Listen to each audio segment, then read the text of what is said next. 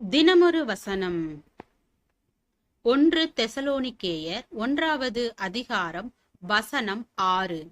நீங்கள் மிகுந்த உபத்திரவத்திலே பரிசுத்த ஆவியின் சந்தோஷத்தோடே திரு வசனத்தை ஏற்றுக்கொண்டு எங்களையும் கர்த்தரையும் பின்பற்றுகிறவர்களாகி.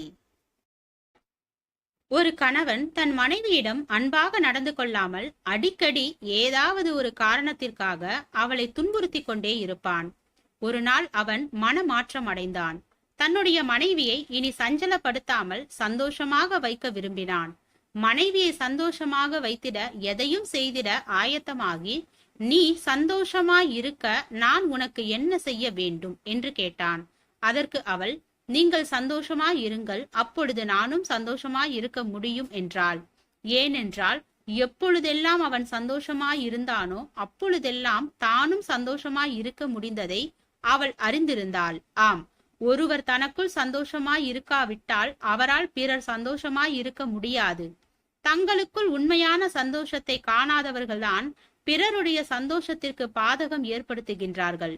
சந்தோஷமற்ற ஒரு மனநிலையின் விளைவாகத்தான் பிறர் மேல் கோபமும் எரிச்சலும் பொறாமையும் வெறுப்பும் அதிக வேகமாக வருகின்றது. ஆண்டவராகிய இயேசு கிறிஸ்து உண்மையான சந்தோஷத்தை இருதயத்தில் அனுபவித்தார். பலவித நெருக்கடியான சூழ்நிலைகளின் நடுவிலும் அவருடைய இருதயம் பிதாவாகிய தேவனுடைய ஐக்கியத்தினால் சந்தோஷமாயிருந்தது. எனவே அவரால் அவரை சூழ்ந்திருந்தவர்கள் சஞ்சலப்படாமல் சந்தோஷப்பட்டார்கள்.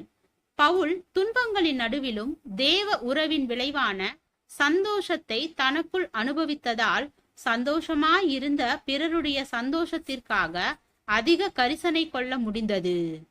தேவ ஐக்கியம்தான் நமக்குள் உண்மையான சந்தோஷத்தை தருகின்றது.